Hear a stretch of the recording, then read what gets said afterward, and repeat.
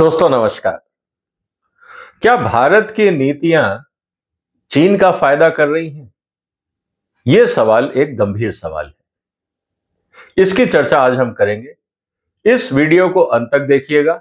आपके सामने मैं बहुत सारा डेटा रखने वाला हूं कि एक तरफ हम मेक इन इंडिया की बात करते हैं, भारत में रोजगार बढ़ाने की बात करते हैं, भारत में हम इन्वेस्टमेंट लाने की बात करते हैं, लेकिन अगर हम जमीनी हकीकत देखते हैं तो स्थिति कुछ और है। इसीलिए कौन से क्षेत्र में आप काम कर रहे हैं, आपका किस सेक्टर से इंटरेस्ट है, उसको अगर समझना है तो इस पूरे वीडियो को अंत तक देखिएगा और अपने ग्रुप्स में शेयर करिएगा ताकि हर क्षेत्र के लोग इस बात को समझें कि उनके लिए जो आर्थिक स्थिति या आर्थिक पॉलिसीज भारत सरकार ने बनाई थी उसका क्या असर हो रहा है। और अल्टीमेटली अगर हमें मेक इन इंडिया को सक्सेसफुल बनाना है तो हमें क्या करना होगा। इसीलिए मेरा निवेदन है, इस चैनल को सब्सक्राइब करिए, सपोर्ट करिए, क्योंकि और भी इंपॉर्टेंट एनालिसिस आने वाले दिनों में मैं आपके सामने रखता रहूंगा। दोस्तों सबसे इंपॉर्टेंट बात है, हम पिछले 10 साल का अनुभव देख रहे हैं कि भारत में पिछले 10 साल में क्या हुआ, क्योंकि यह जानना बहुत जरूरी है। देश की आर्थिक स्थिति, उससे सीधा संबंध है रोजगार का, उससे सीधा संबंध है भारत की सुरक्षा का भी। दोस्तों 2015 से 2024 के बीच में जो हमारी पर कैपिटा इनकम है वो करीब 81% बढ़ी है। $1,584 थी जो बढ़ के $2,880 आप लेटेस्ट 2024 में मान सकते हैं। लेकिन उसी समय अगर हम देखें चाइना से जो इंपोर्ट बढ़ा है वो 106% बढ़ा है। हम $58 बिलियन के करीब का इंपोर्ट करते थे, आज हम $120 बिलियन का इंपोर्ट कर रहे हैं। इसका मतलब क्या है? इसका मतलब यह है कि हमारी इनकम तो कम बढ़ रही है लेकिन चाइना से आयात ज्यादा रफ्तार से बढ़ रहा है। क्या ऐसा तो नहीं है कि भारत की कंपनियां जो पहले भारत के कंज्यूमर्स के लिए प्रोडक्ट बनाती थी वो कंपनियां बंद हो रही हैं और चीन से आयात बढ़ता जा रहा है? इसको बड़ा डिटेल में समझने की जरूरत है। जहां तक बात है कि हम कहते हैं चाइना हमारा बहुत बड़ा ट्रेडिंग पार्टनर है, अगर आप डिटेल में देखें भारत और चाइना के बीच में तुलना संभव नहीं है। बहुत सारे लोग एतराज करेंगे कि आप भारत को क्रिटिसाइज कर रहे हो, मोदी को क्रिटिसाइज कर रहे हो। दोस्तों मैं अपने देश हित की बात कर रहा हूं और आंकड़ों के साथ कर रहा हूं। मेरा किसी पॉलिटिकल पार्टी से कोई एजेंडा नहीं है।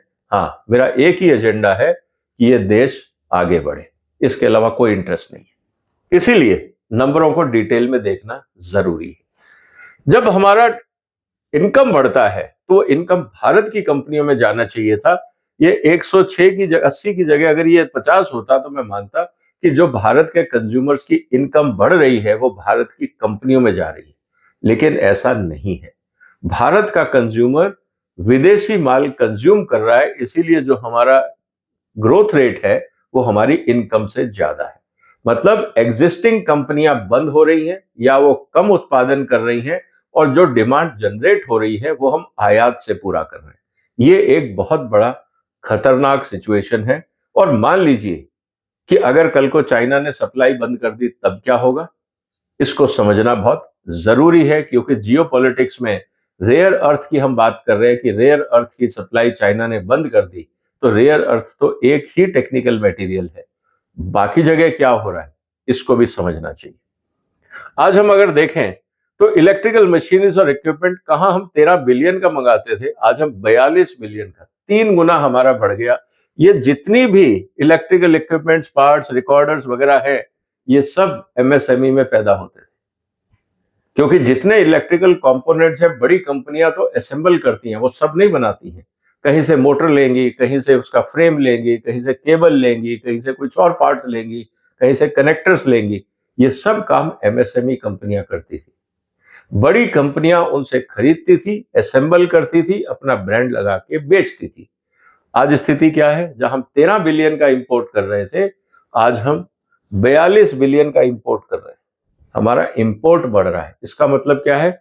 हमारा जो एमएसएमई सेक्टर था इंजीनियरिंग साइड में, या तो वो बंद हो रहा है, कमजोर हो रहा है, या वो क्वालिटी नहीं दे पा रहा जो कंपनियों को चाहिए।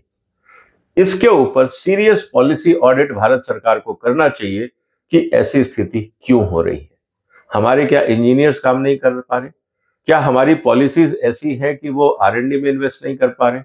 किस तरह की प्रॉब्लम्स हैं? जब तक हम उनका समाधान नहीं करेंगे, सिर्फ ये कहना कि मेक इन इंडिया हो गया, ऐसे होगा नहीं। आंकड़े कुछ और बता रहे हैं।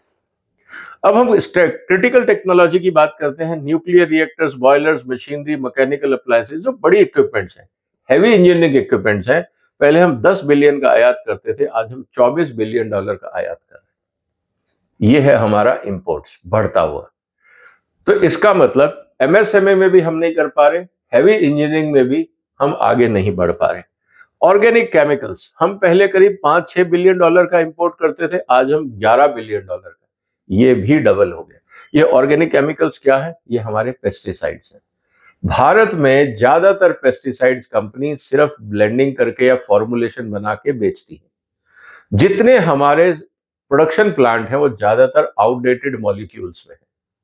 इसीलिए आपने देखा होगा, जब भी भारत सरकार किसी भी मॉलिक्यूल को बंद करने का प्रयास करती है, चाहे वो मुद्दा कोर्ट में हो या एनवायरमेंटल का इशू हो, तुरंत हमारी पेस्टिसाइड इंडस्ट्री को प्रॉब्लम यह होती है कि वो भारत सरकार को कहते हैं अगर आप ये मॉलिक्यूल बंद कर देंगे तो हमारी सप्लाई बंद हो जाएगी। मतलब हमारी जो डिपेंडेंसी है चाइना पे और बढ़ जाएगी, क्योंकि जो केमिकल आज हम यूज कर रहे हैं हिंदुस्तान में, बहुत सारे केमिकल बहुत पुराने हैं, आउटडेटेड भी हैं, बहुत सारे कंट्रीज में बैंड भी है। इसीलिए हमारे एग्रीकल्चर एक्सपोर्ट्स पे भी उसका असर आता है। लेकिन हमारी मजबूरी क्या इस देश की, हमने आज तक कोई नया मॉलिक्यूल हिंदुस्तान में डिजाइन करके डेवलप करके इंडस्ट्री को नहीं दिया। ना इंडस्ट्री ने उस पर रिसर्च करी, ना हमारे एग्रीकल्चर इंस्टीट्यूशंस ने रिसर्च करी। तो पूरा एग्रीकल्चर वक्त के साथ साथ आप देखेंगे कि ये नंबर बढ़ता जाएगा, हमारे मॉलिक्यूल आउटडेटेड होते जाएंगे, बैन होते जाएंगे, और नए मॉलिक्यूल की डिमांड अमेरिका या यूरोप की जो मार्केट की डिमांड है, उसकी सप्लाई हम चाइना से लेंगे। ऐसी स्थिति में हमारा एग्रीकल्चर चाइना के हवाले होता जाएगा, इसको भी समझना चाहिए। प्लास्टिक एंड आर्टिकल्स, यहाँ 2 बिलियन का हम इंपोर्ट करते थे, हमारे पास $6.5 बिलियन का इंपोर्ट हो रहा है। जबकि दुनिया की सबसे बड़ी रिफाइनरी प्रोजेक्ट हमारे पास है रिलायंस के, लेकिन वहां पे हम प्लास्टिक्स रिसर्च नहीं कर रहे हैं। हम वहां क्या कर रहे हैं? सिर्फ तेल बना रहे हैं और बेच रहे हैं। सिर्फ हम रिफाइनिंग मार्जिन पे काम कर रहे हैं। क्या रिलायंस R&D करके जो स्पेशलिटी प्लास्टिक्स हैं जो चाइना से इंपोर्ट हो रहे हैं, उसका इंपोर्ट सब्स्टिट्यूट भारत में नहीं बन सकता? क्या ये रिलायंस नहीं कर सकता? अगर रिलायंस नहीं कर सकता तो कौन सी कंपनी करेगी? भारत की सबसे बड़ी, सबसे अमीर कंपनी अगर रिसर्च करके अल्टरनेट प्लास्टिक्स या न्यू प्लास्टिक्स नहीं बना सकती जो हम इंपोर्ट कर रहे हैं, तो फिर बाकी कौन करेगा?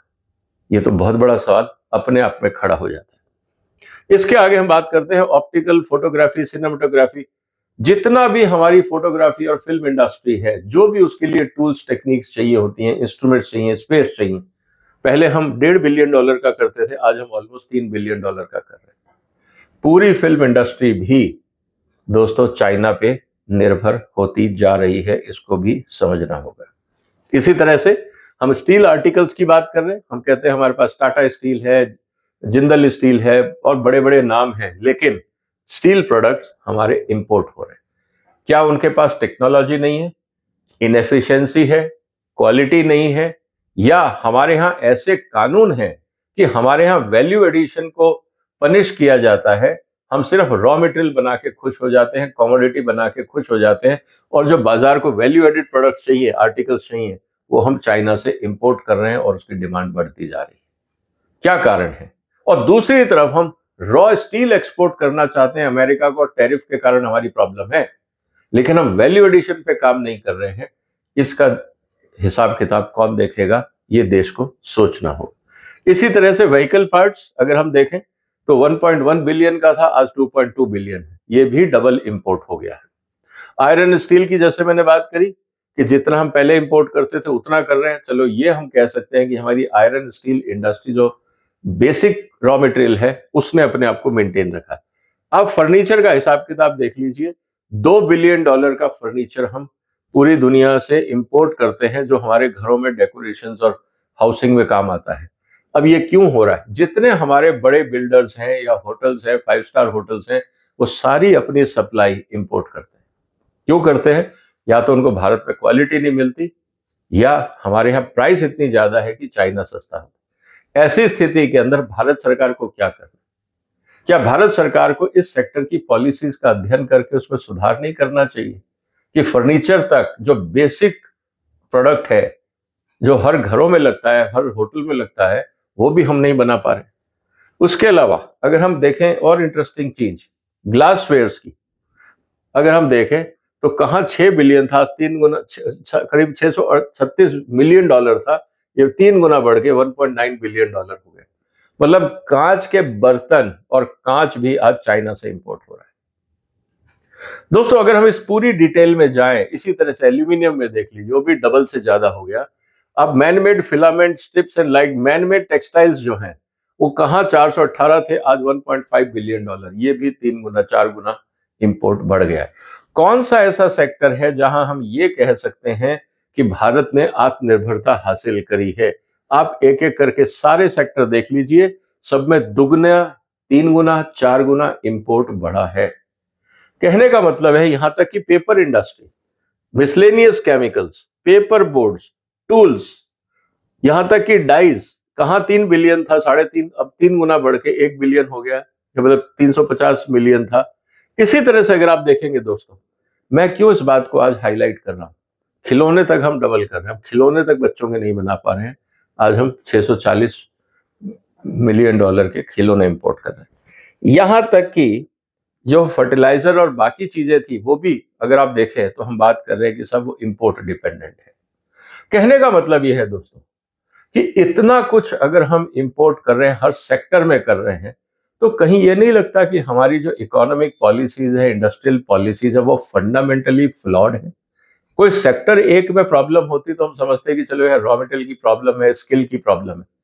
Sector by sector, across the platforms, across the sectors अगर प्रॉब्लम है, इसका मतलब यह है कि हमारी जितनी भी आर्थिक और इंडस्ट्रियल नीतियां हैं, औद्योगिक नीतियां हैं, फंडामेंटली वो गलत है या उसमें खामियां हैं। क्योंकि हम अपने देश का ना तो रॉ मटेरियल इस्तेमाल कर पा रहे हैं, ना हम इस देश की मैन पावर को इस्तेमाल कर पा रहे हैं, ना हिंदुस्तान के इंस्टीट्यूशंस कंट्रीब्यूट कर पा रहे हैं, ना किसी और तरीके से हम आगे बढ़ पा रहे हैं। कहने को बड़ा अच्छा लगता है कि भारत तरक्की कर रहा है, हम दुनिया का तीसरा सबसे बड़ी इकोनॉमी बन जाएंगे, लेकिन दोस्तों सबसे बड़ा सवाल यह है कि तीसरी इकोनॉमी तो हम बन जाएंगे, लेकिन सवाल इस बात का है कि पर कैपिटा इनकम कितनी होगी? क्योंकि अगर यहां पे जिस तरह से हमारी आबादी बढ़ रही है, अगर यहाँ सिर्फ $1000 भी बढ़ता है तो भी हम दुनिया में बहुत बड़े हो जाएंगे। क्या इससे क्वालिटी ऑफ लाइफ इंप्रूव हो रही है? क्या भारत आत्मनिर्भर हो रहा है? जीडीपी नंबर बहुत खतरनाक है, ये बहुत मिसलीडिंग नंबर है। तो मेरा निवेदन आपसे है कि आप 3 चीजों पे फोकस करिए। पर कैपिटा इनकम कितनी है, पहली बात। दूसरा, भारत के अंदर एम्प्लॉयमेंट जनरेशन कितना है, दूसरी बात। और तीसरा, हमारी इंडस्ट्रीज की कैपेसिटी यूटिलाइजेशन कितनी है। अगर कैपेसिटी यूटिलाइजेशन नहीं है तो एम्प्लॉयमेंट जनरेट नहीं होगा। अगर कैपेसिटी यूटिलाइजेशन नहीं है तो आपका रेवेन्यू अपग्रेडेशन नहीं होगा। अगर कैपेसिटी यूटिलाइजेशन नहीं है तो आप आत्मनिर्भर कैसे बनेंगे? इन सबको सोचना होगा। तो दोस्तों, मैंने आपके सामने कुछ तथ्य रखे हैं, आपके जो भी विचार हो कमेंट बॉक्स में लिखिए। मुझे पता है बहुत सारे लोग क्रिटिसाइज भी करेंगे कि आप भारत की प्रोग्रेस को अंडरमाइन कर रहे हैं। मैं किसी को अंडरमाइन नहीं कर रहा हूं, मैं आपके सामने आंकड़े रख रहा हूं।